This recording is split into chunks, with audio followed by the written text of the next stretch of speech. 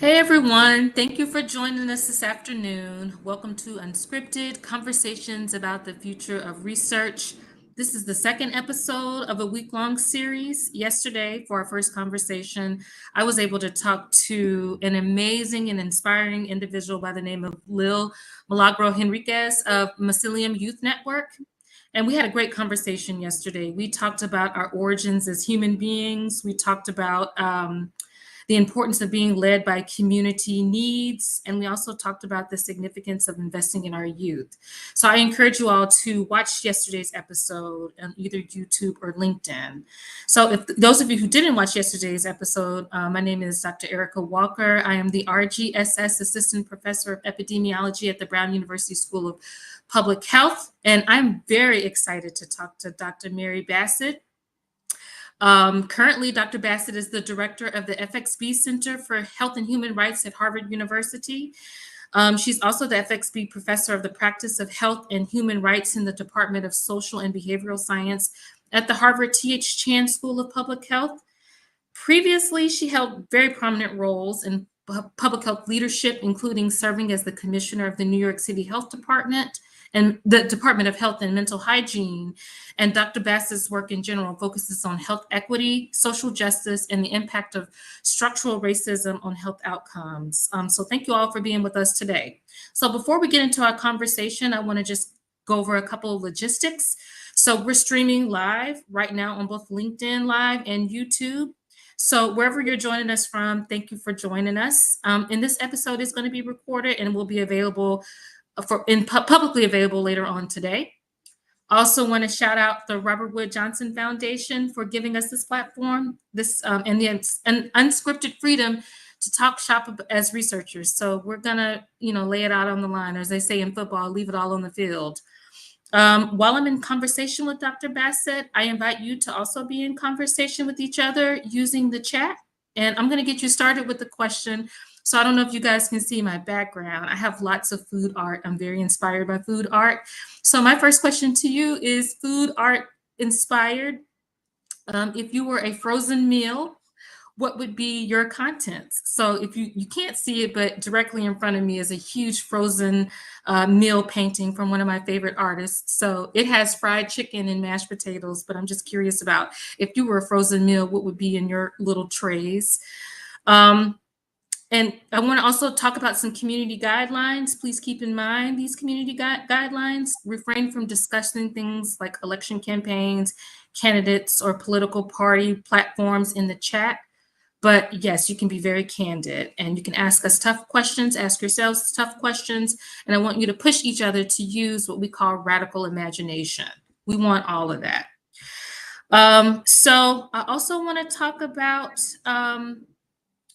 just a little bit before. So, usually like yesterday when I did this, I kind of kept an eye on the chat, but I really didn't engage in the chat. So I will keep my eye on the chat, but I'm going to just focus my conversation with Dr. Bassett. And before we get started with all of the questions, I just want to talk about our Put It on a Shirt campaign. So we're trying this little fun thing with Unscripted that you can be a part of. It's called Put It on a Shirt. So we're going to put our words and our conversations on a t-shirt.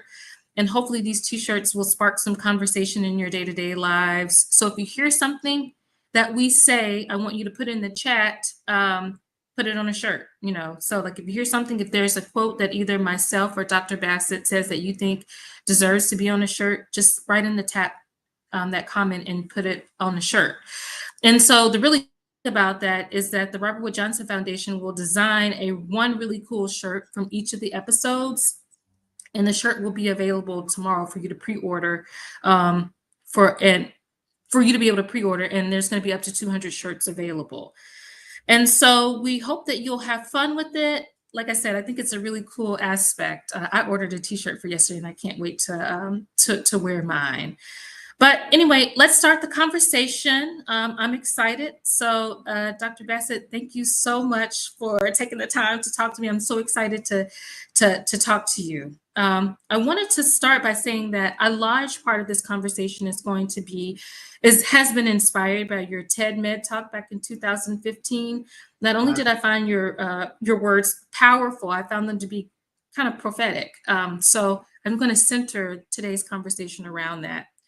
And I want to talk about something that you said. So just to set the stage for everyone, if you haven't seen the TED Med Talk, I think you definitely should. But just to set the scenery, Dr. Bassett was talking about her experiences in Zimbabwe around the AIDS epidemic in like 1985. And you made a comment and you said that, and I quote, I didn't see my role as an advocacy or political one. I was there for my technical skills, both my clinical and my research epidemiological skills. And I thought that that was funny that you were in this moment, this epidemic, and you said that, I didn't see my role as one of an advocate or a political one. I was just there to do my job. Even though you also mentioned that you were aware of other things that were going on the ground that could have contributed to what was going on.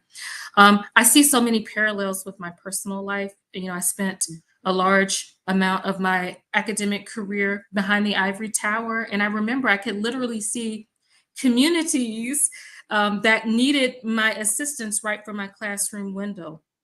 And I just wanted to know that, like, what can tip the scale of us to actually see ourselves as advocates and see ourselves as as public health practitioners?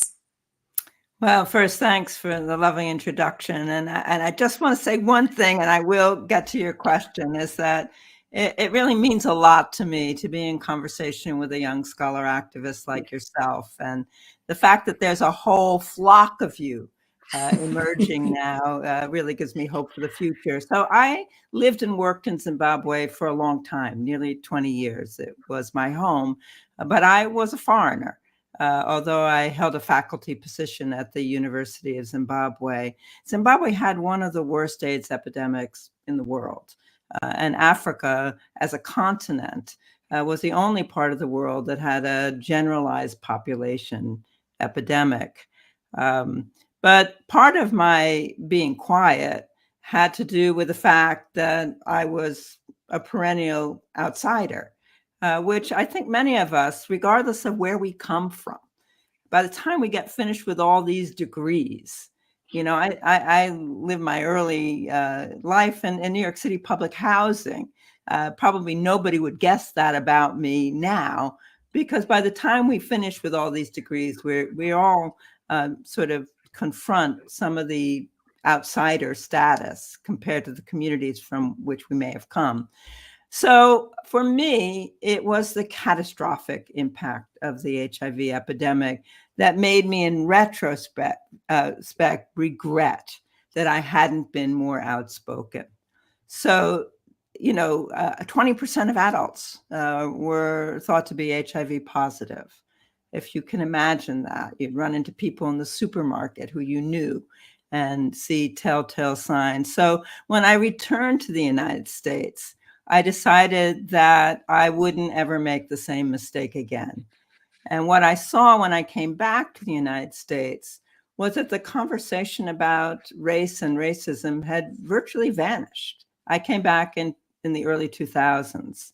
And that was when I decided that this time, certainly I'm a citizen of this country. My roots in terms of my descendants go back probably to at least the 18th century, maybe the 17th century. And, I feel like I have every right to speak. And I decided I would start doing that. Oh, that's great. That's great. I was just thinking about my time when I was in the classroom. I too had that feeling like, even though I see these that need help, I didn't feel like I said, I also too felt like an outsider. So that's, how can we get beyond that? Because actually a lot of these communities need our help. They need our assistance. And how can we become motivated to actually impact change in these communities? So from your talk, I felt like there were a lot of lessons that were learned during the AIDS epidemic. I'm sure, like you said, you learned to never not speak out. We learned how to think about things in a deeper way. But Fast forward some 5 years after your TED Talk, this is where I feel like your TED Talk was very prophetic. We had another epidemic. It wasn't the AIDS epidemic, it was COVID. But I Mm. think that despite all of the lessons that we learned through the AIDS epidemic, I still felt like we did a really poor job with COVID, with the COVID response, especially Yeah. from a public health practitioner point of view. And I'm going to set this question up for you. So I remember at the time when COVID happened, I was an adjunct. I was still in school, but I was also an adjunct. And I remember when they were like, okay, there's a pandemic, and they released everyone to go home. They're like, try to get home as fast as you could. I just remember in that moment, I saw students being afraid because they didn't have the money to get a plane ticket home. And I remember when I had my first Zoom class, I remember some of the students were Zooming in from the parking lot of a fast food restaurant because they didn't have internet access at home. So in that moment, I was very scared. I was like, I don't know. If we're not thinking about these small things now, I don't think that there's something that's going to happen. We're going to start thinking about these things later on. So, despite all of what happened during the AIDS epidemic, why did we still do such a poor job with COVID? Oh gosh, that's first of all, the fact is we did do a poor job. I don't think that that's some sort of gloomy assessment. They compared to other wealthy countries, we racked up many more deaths, many of which were clearly avoidable.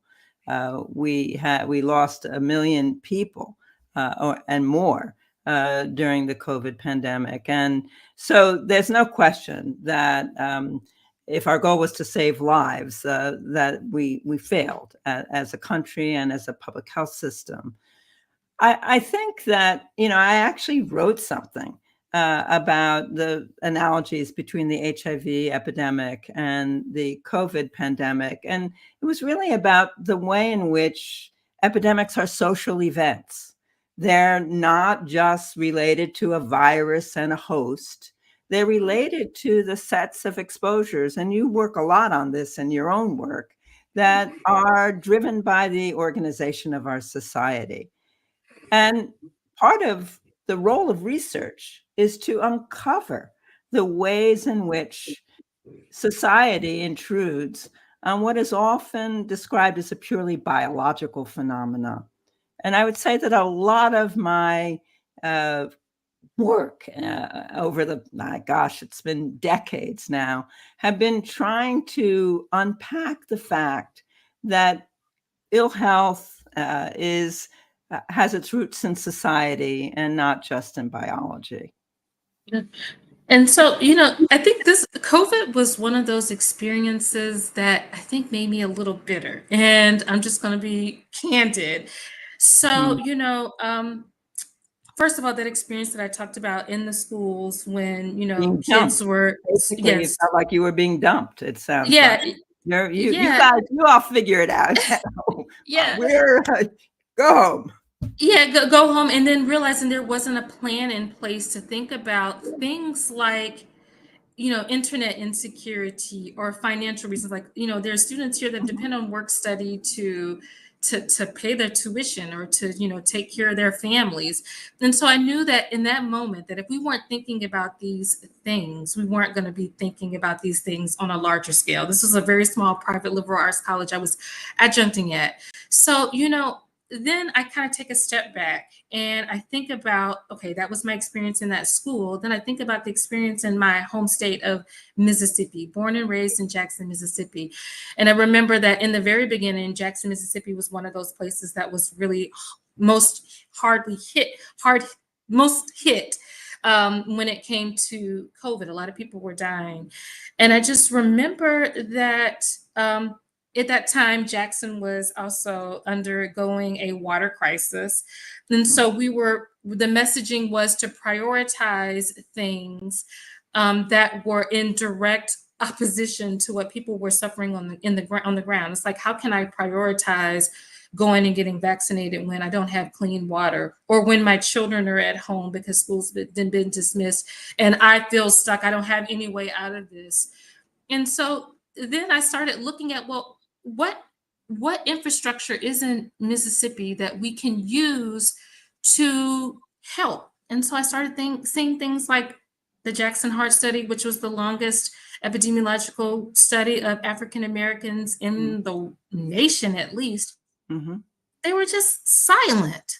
Yeah. So so e- so I was just, like I say, when I'm bitter, I'm just kind of bitter about the fact that we didn't see these small, I don't want to call them small, but we didn't see these kind of connected issues that could lead to people following our advice. And then we had some infrastructure on the ground that really wasn't around when the community needed help. So I feel very conflicted as a public health practitioner, and like, why do we do that? I mean, I know you can't Right. answer that question specifically, but yeah, why do we Well, do that? Why I, I, I, well, I can tell you what I think, and you probably know that I actually took a leave of absence from my job as a professor at Harvard and went to be the New York State Health Commissioner during COVID, partly because, well, actually largely because I was kind of tired of being a talking head.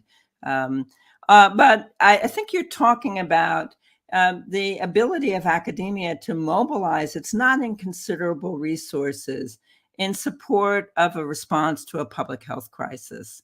And some of that happened. We had members of the faculty on planning committees trying to figure out how to prioritize vaccination. With some of my fellows, we did an analysis showing, don't quote me on whether I'm getting this completely right, but I think a 55-year-old Latino woman had a much higher risk of dying of COVID than a 65-year-old white man. So, you remember the initial cutoff for getting vaccinated was being 65 years. So I think that was an important role of the academy to try and bring data to public policy discussions. But the research infrastructure that we would have hoped could be mobilized to support the response, it just doesn't work like that. And that's partly related to the whole structure of academic public health, that it's in support of individual research interests, which may or may not, and during the time of a pandemic, align with the pressing needs of public health. And that's a big structural issue that has a lot to do with how young scholars like you confront the fact that you have to raise money to do your work from institutions that are, mostly interested in quite narrow research questions, like the National Institutes of Health. So turning NIH-funded research apparatus into a rapid response is, a really hard to do. Nonetheless, there were important facts that were revealed by people gathering to analyze public health data that the CDC should have been analyzing. But you'll remember that the CDC was really incapacitated in the first months of the pandemic, and making the point that we were seeing these huge racial and ethnic disparities in the risk of COVID infection and death. And so without those analyses, we wouldn't have known that. So I don't want anybody who is interested in research to think that people like you, and I know people, I mean, people like me, and I know people like you, don't see the value of research. We know that research has a value, but the problem is how its priorities are set and frankly, how it's funded. So yeah. those are where the challenges are. Yep. And what about what we leave behind? Mm. So, when I talk about the Jackson Heart Study, millions and millions and millions of dollars in, it's been in the community for, at that point, over 10 years. So what are we leaving behind? And what are we thinking about what we leave behind? Because I feel like each grant that we get, maybe we aren't able to mobilize as rapidly as we need to, but like, what are we, especially when we have things like structural racism, what are we leaving behind? What infrastructure are we leaving behind that people can build upon to improve their communities? I feel like, we write publications, we, but what can we leave Really behind hard. to Well, part of I'm pretty sure you're leaving behind, and what I certainly in my government public health jobs have tried to cultivate is a notion of citizen scientists. The idea that, that the work that we do, the idea of trying to gather information about the health of a population or the kind of exposures that a population faces uh, can be understood by anybody, and that we need to build the confidence and capacity of communities to engage with science. So I think that that's an important part of what we do, is try and demystify the idea that data can help us to create health. And so, I think always what we leave behind, there's infrastructure, there's stuff, there's people, and that's important, and there's systems. And I think to the extent that we work with community organizations that will be there when we leave and help build capacity to engage with research, we have we have left something behind. Yeah, absolutely. Okay, so I'm going to go back to your TED Talk. So you talked about when you were in Zimbabwe, speaking out about the things that you saw, like about the unequal access to life-saving drugs or about the political systems that were driving infection. And I think Mhm. that these are very, very, very important things. I'm not saying that all of us have to be activists and all of us have to be political, but I think these are very important things that if we see them, as I say, like, if you see something, say something, like when you get on the train. But like, so at that time you did, I know you talked about a little bit about why, but what do you think, like what could you tell us, for those of us who feel like we don't have the power to speak out, what kind of advice, what did you Yeah. learn from that, and what kind of advice could you give us? That's a really good question. I mean, I have to, I was a teenager in the 1960s, so we're talking about a different generational experience. But I most of my working life, I disregarded advice from people who meant me well. When I finished a medical school, I wanted to go do my hospital training at Harlem Hospital, and I was told, that's a really bad idea. You could go to a top tier hospital.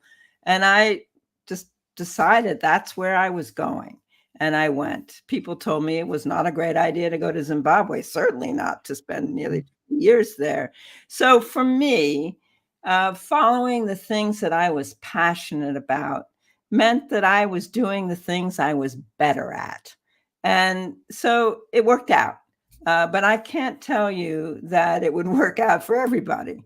But for me, it worked out. It's important for all of us to do things that we genuinely are passionate about. And that's what I did. Now, when I came back to the States, I got to be the New York City Health Commissioner, and I don't think I'd written about. I don't know whether I certainly hadn't written this when I did the TED Talk, and hadn't, and I always try to write with younger scholars. Um, the we had the opportunity to write something about the U.S. health terrain, and we decided from a health department that we were going to invoke structural racism. I think the editors were like, we would probably talk about, biased behavior by clinicians or something, hospital segregation. But we decided that we were going to write something about structural racism and call for there to be more research on this topic. And I think that it helped plant a flag, frankly, for people to see in the field. And of course, we had events on our side, tragic events. We had Ferguson. We had later the murder of George Floyd, for the world to see that the U.S. had a problem which it had not yet really fully engaged with. Yep. So, And the Jackson water crisis, like it's just, yeah, that, just yeah, that's stunning, actually. Um, And I don't fully understand. We could probably spend the rest of our conversation with me trying to learn from you. But part of that story seems to be the ways in which our cities were segregated, the ways in which governments supported the emergence of wealthy white suburbs that were separate jurisdictions, different tax base, and allowed the gutting of a city like Jackson so that it, has a water system that it can't maintain. I mean, this is 19th century public health. This is, I just find it unthinkable, frankly. And yet yeah, it's what happened. it's what happened. Exactly.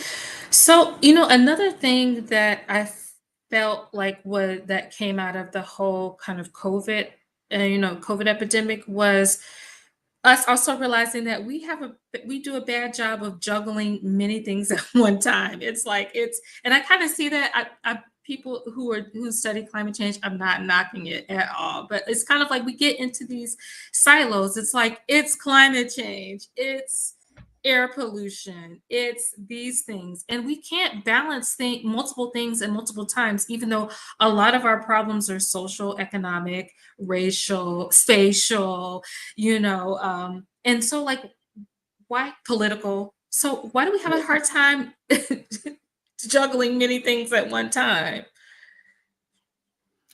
Well, I think that one of the ways that we need scholars to help us is to help us connect these dots.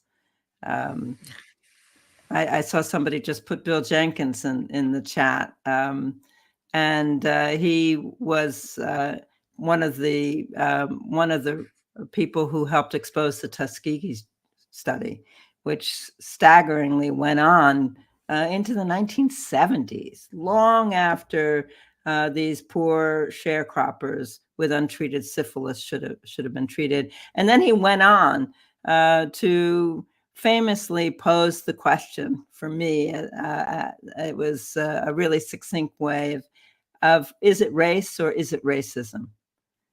And the idea here being in the US that race is so entrenched as a biological category.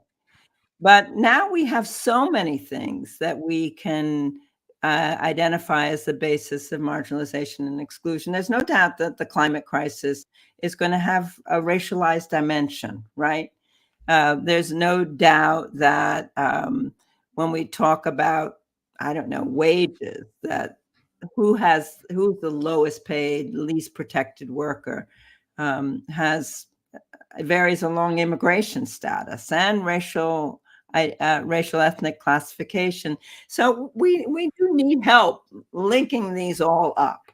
And I don't think that anyone should call on people beginning careers in research to do everything. But what you can do is acknowledge the broader context in which your research takes place. I'm trying to think. We had Ebola. That wasn't an epidemic for us in the United States, but it took a terrible toll in West Africa. And to give you an idea of how a racial justice lens helped us in New York City, I was the commissioner at the time.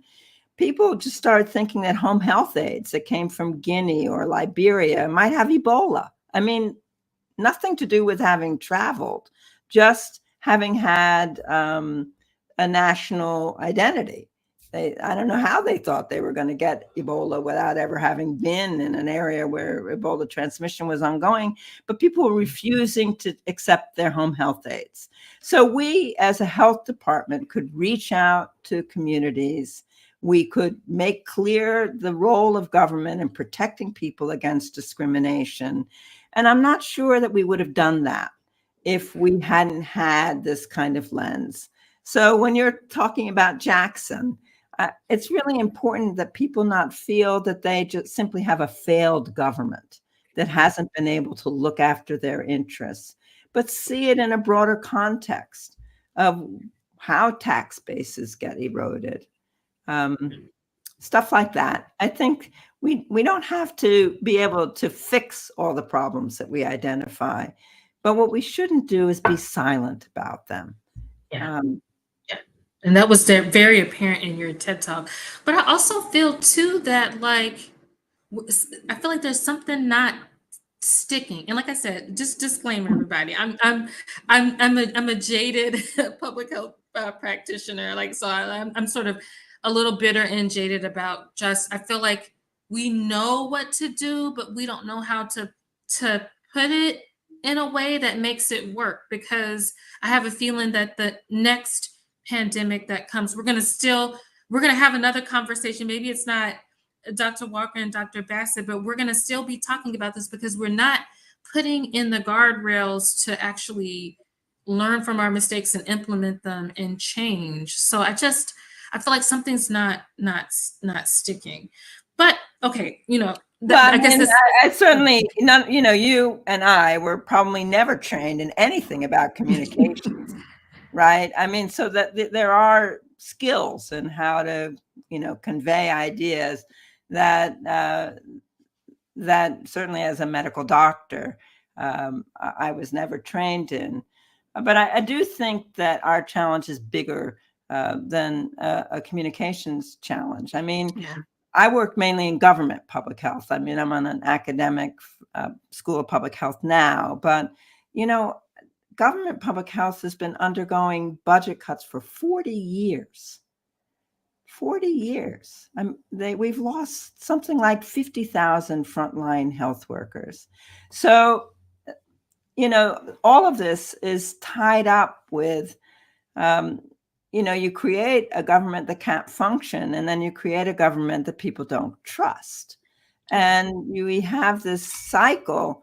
The solution isn't, in my view, and I hope that this isn't too political for our current conversation, to keep cutting the service that we hope will protect us in pandemics, but to not just throw money at them during a crisis, but to rebuild them and to build back the capacity that health departments once had. They had labs. New York City has a public health lab. New York State has a public health lab. They have huge amounts of data that tell us about the health of the population, and hardly any, people who are really qualified to do careful analyses of those data. We need that capacity back. Yeah, absolutely. So when you think, I'm going back to the beginning of our conversation when we were talking about me being in a classroom and looking out into a community. I see Mission Hill, which is the community I saw most. But when I was on a really high floor, I could see like all of Boston. So how do you get? And there's millions of us across universities, ivory towers across the nation that can look out and see communities that we most likely never engaged with. So Mhm. what do we need to do to make us feel like we can we have something to offer? Or Well, we do have something to offer.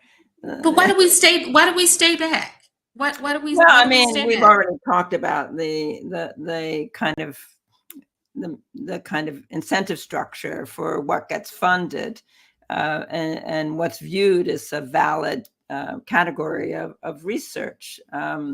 A lot of the things that interest me, for example, have to do with societal interventions. But probably it's much easier to get funded to look at a risk factor, Mhm.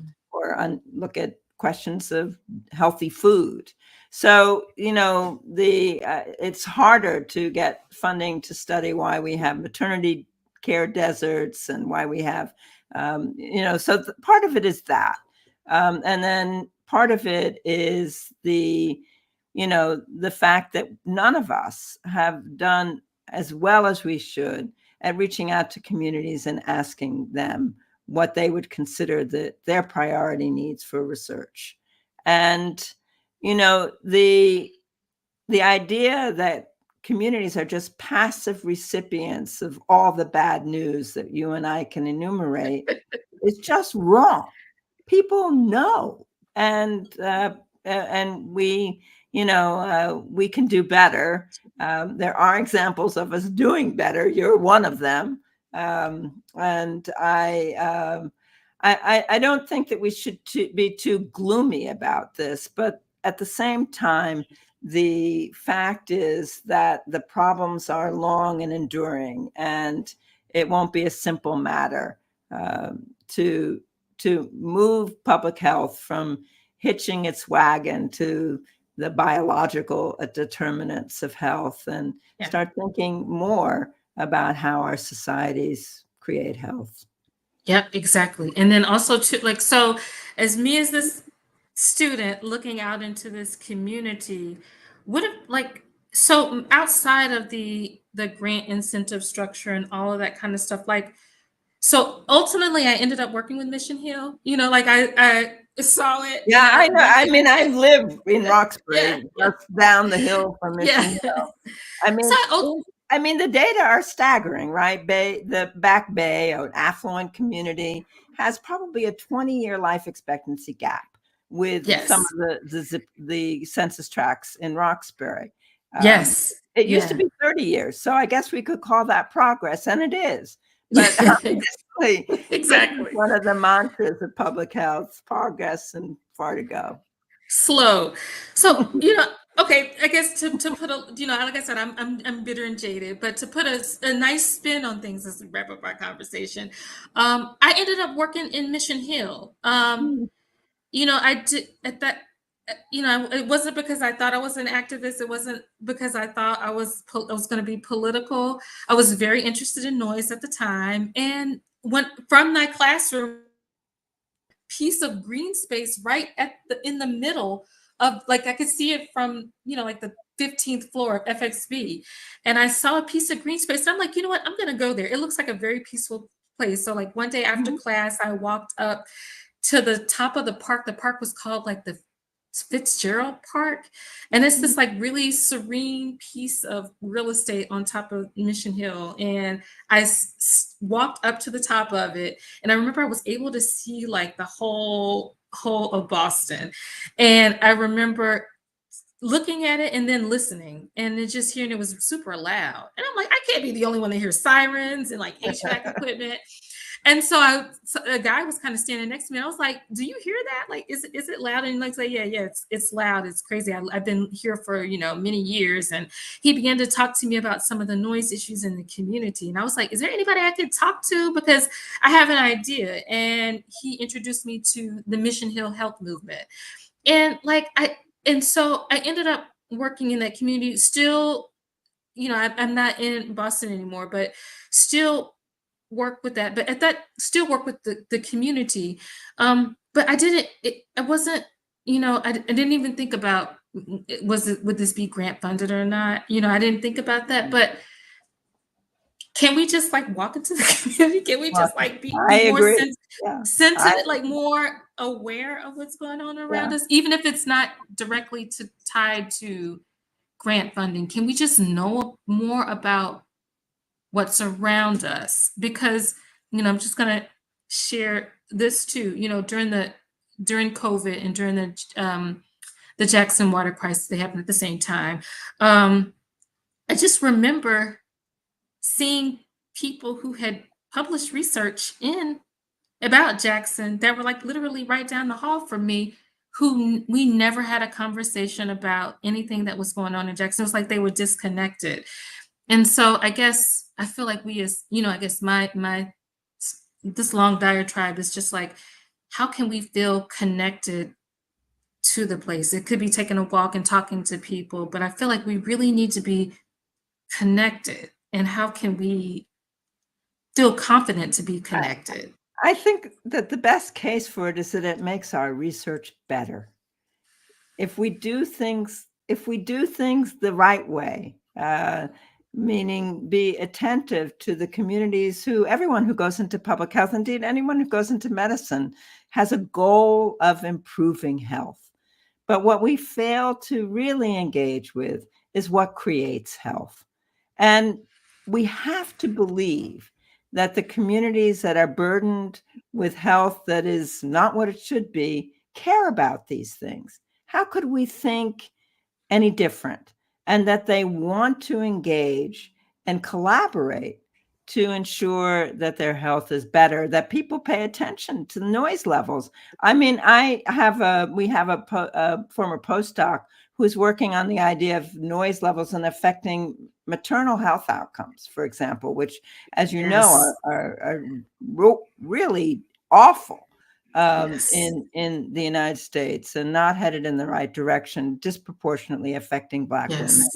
So your work is already, sort of filtering out that something that people think of as a nuisance noise is now being accepted as a community-wide exposure. I can't choose whether I'm listening to sirens right now in this over-policed neighborhood of Roxbury where I live.